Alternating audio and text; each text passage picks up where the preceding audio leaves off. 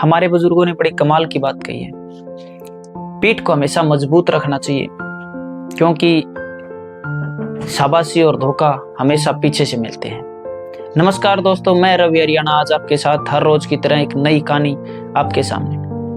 कहानी है एक पुराने टाइम की व्यापारी की। व्यापारी का प्रेम विवाह होता है और पूरे नगर में व्यापारी और उसकी पत्नी की जो प्रेम विवाह था उसकी चर्चाएं होती हैं। दोनों के प्रेम की मिसाल दी जाती है। दोनों का बड़ा अटूट प्रेम था। राजा और रानी को भी इन दोनों के प्रेम के बारे में पता था। एक दिन राजा और रानी राजमहल के ऊपर खड़े आकाश को निहार रहे थे और नगरी में देख रहे थे। पूरी नगरी में अंधेरा था। एक घर में मसाज जल रही थी। राजा और रानी उस व्यापारी की और उसकी पत्नी के प्रेम की बात करते हैं और उनकी डिबेट करते हैं कि इनका इतना अच्छा प्रेम कैसे चल रहा है। राजा बोलता है, ये अच्छा प्रेम उसकी पति की वजह से चल रहा है। वो बड़ा अच्छा है, वो समझदार है, वो हर चीज को समझता है। रानी बोली, नहीं, ये जो प्रेम है, ये जो उनका अटूट जो प्रेम है, ये ओनली उसकी पत्नी की वजह से चल रहा है। वो संस्कारी है, सभ्य है, तभी वो अपने परिवार को संभाल पाती है और अपना प्रेम कायम रखती है। दोनों में बहस होने लगती है। राजा कहता है, बहस करने से कुछ नहीं होगा, हम इनकी एक परीक्षा लेते हैं। दोनों ने एक प्लान बनाया। उस प्लान के मुताबिक रानी ने एक दासी उस व्यापारी के घर पे भेजी। दासी व्यापारी के घर पे गई और उसने कहा कि रानी का एक जो संदेश मैं लेके आई हूँ। वो बोला, व्यापारी बोला, हाँ जी बताओ, क्या रानी जी का क्या संदेश है। उसने कहा, मुझे बताते हुए थोड़ी हिचकिचाहट होती है। तो वो बोला, बताओ क्या संदेश है रानी जी का। तो दासी बोली, रानी जी का संदेश है, अगर आप अपनी पत्नी की हत्या कर दोगे तो रानी आपसे विवाह कर लेगी। रानी को आपसे प्रेम हो गया है। तो वो बोला, मैं इस चीज की माफी चाहता हूं, आप रानी को बता देना मैं मेरी पत्नी से विवाह किया और हमेशा इससे प्यार करता रहूंगा, चाहे 1000 रानियां और आ जाएं। तो माफी चाहता हूं, मैं रानी के इस संदेश को स्वीकार नहीं करता। दासी रानी के पास गई और रानी को बता दिया। अगली बारी राजा की थी। राजा ने उसी दिन अपना नौकर उस व्यापारी के घर पे भेजा। नौकर व्यापारी के पत्नी के पास गया। पत्नी के पास जाकर बोला, राजा जी का एक संदेश लेकर आया हूं। वो बोली, बोलो क्या संदेश है। नौकर बोला, अगर आप आपके पति को मार दोगे, आपके पति की हत्या कर दोगे, तो राजा जी आपसे शादी कर लेंगे और इस नगरी की रानी आपको बना देंगे। इस नगरी की रानी आप बन के रहोगे। तो जो व्यापारी की जो पत्नी थी उसने बोला, मुझे राजा जी का जो संदेश है वो स्वीकार है। आज रात 2 से 3 बजे के बीच में जो हमारी छत पे जो मसाज जलती हैं वो बंद हो जाएगी। भागा भागा नौकर राजमहल में पहुंचता है और राजा के पास आता है। राजा जी को ये बताता है कि आपका जो संदेश मैं लेके गया था वो व्यापारी की पत्नी ने स्वीकार कर लिया। राजा जी जल्दी से एक सैनिकों की टुकड़ी तैयार करते हैं और बताते हैं, जब भी उस घर में मसाल बंद हो जाए, जब भी उस घर में मसाज बंद हो जाए जलनी, तो दौड़े दौड़े चले जाना ताकि उस व्यापारी को कोई नुकसान ना हो। राजा और रानी दोनों महल की छत पर खड़े देख रहे हैं क्या 2 से 3 बजे के बीच में वो मसाज जो वो मसाज जल रही थी क्या वो बंद होगी? साथियों, 2 से 3 बजे के बीच में वो मसाज बुझ गई, वो बंद हो गई। राजा ने अपने सैनिक जल्दी जल्दी भेजे, वो गए, उन्होंने व्यापारी की जो पत्नी थी उसको तो कैद कर लिया,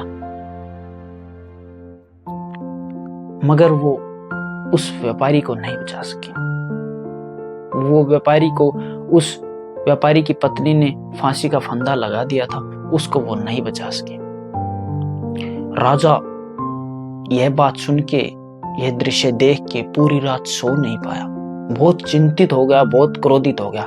राजा सुबह उठा और अपने जो महल के जो मंत्री थे, जो बुद्धिमान मंत्री और बड़े मंत्री थे, उसको बोला मैं शिकार पे जाता हूं और मैं शिकार से वापस आऊं तो इस नगरी में किसी भी महिला का शर नहीं बचना चाहिए, हर महिला की गर्दन काट दी जानी चाहिए, क्योंकि महिलाओं से इतना घिन हो गया था, हर नारी से इतना द्वेष हो गया था, उनको अपने आप में भी बड़ा दुख था, पछतावा था कि मेरी खुद की वजह से एक उस व्यापारी की जान चली गई है। राजा जंगल में जाता है शिकार करने के लिए, दोपहर में वापस आता है। वैसे ही नगरी में महिलाएं, नारियां घूम रही थी। राजा क्रोधित होता है, महल में आवाज देता है, मंत्री को ढूंढता है। मंत्री अपने बूढ़े पिताजी के पास चला गया था और वो कहता है, पापा जी मैं बहुत परेशान हूं, ये बात हुई है और राजा जी ने आदेश दिया है कि नगरी में एक भी महिला नहीं बचनी चाहिए, और मेरे को कह के गए हैं कि मेरा ये आदेश है, अब आदेश पूरा नहीं किया तो मैं मारा जाऊंगा। वो कहते हैं कोई नहीं, राजा जी को मैं समझाऊंगा, तू छुप जा। राजा जी महल में देख के मंत्री जी के घर पे पहुंचते हैं और आवाजें देते हैं मंत्री जी को। मंत्री जी के घर पे मंत्री जी का बूढ़ा बाप था, जो पुराने समय में जो राजा जी थे उसके पिताजी के समय राज्य का मंत्री वही हुआ करता था। राजा वहां पहुंचता है और वो मंत्री का जो पिता था वो कहता है, महाराज की जय हो। वो कहने लगता है, आपके बेटे को मैंने एक आदेश दिया था, उसने मेरे आदेश की पालना नहीं की है, मैंने नारियों के सिर उतारने की बात कही थी, आदेश दिया था, अब तो मैं सबसे पहले उसी का सिर उतारूंगा।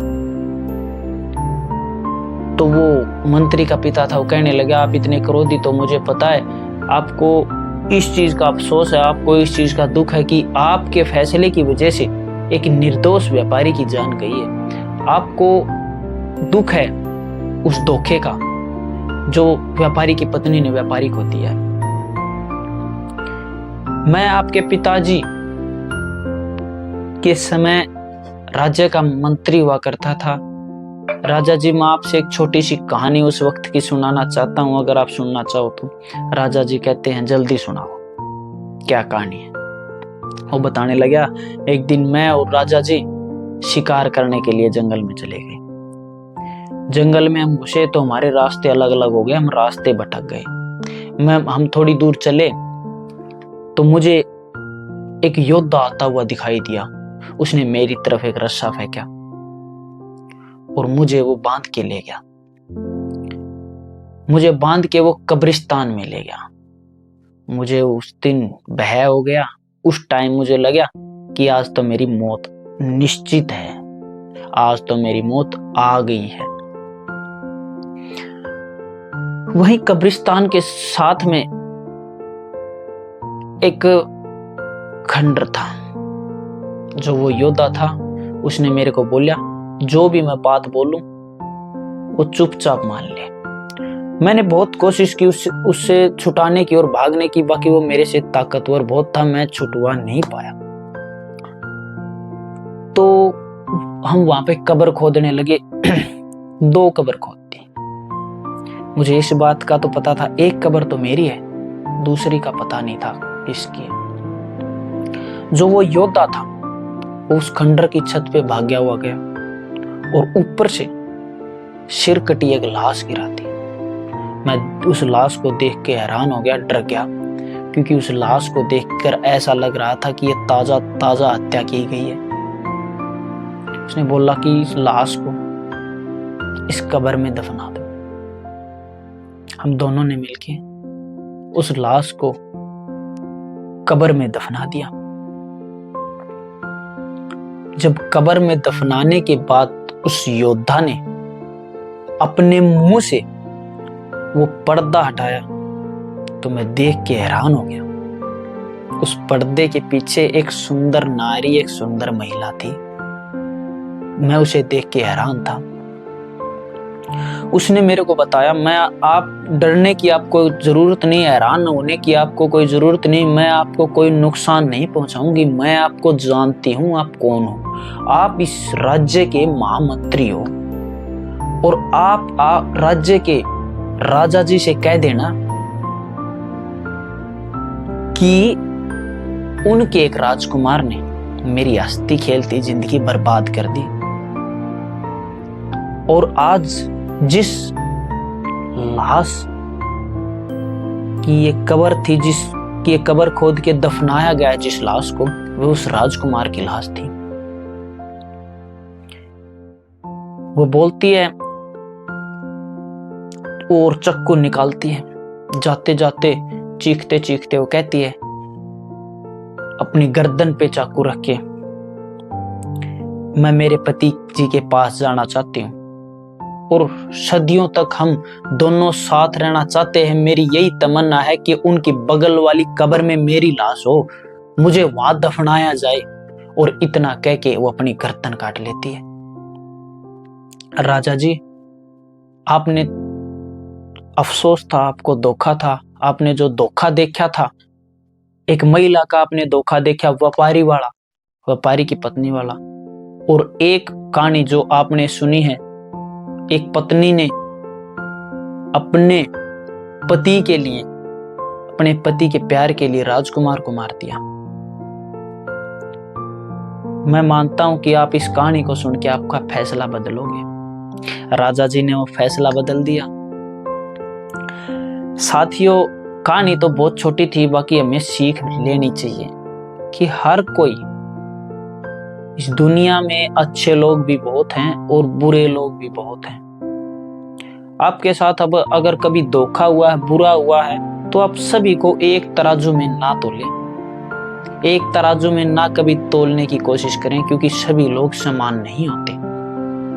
हमें भी कभी सच्चा प्यार मिलेगा, कभी सच्चा प्यार होगा। प्यार आप ऐसा करो कि दुनिया आपको देखे, दुनिया आपसे सीखे। कहानी देखने के लिए इस चैनल को सब्सक्राइब करें, फॉलो करें और नोटिफिकेशन ऑन करें। तब तक के लिए नमस्कार, आदाब, सत श्री अकाल।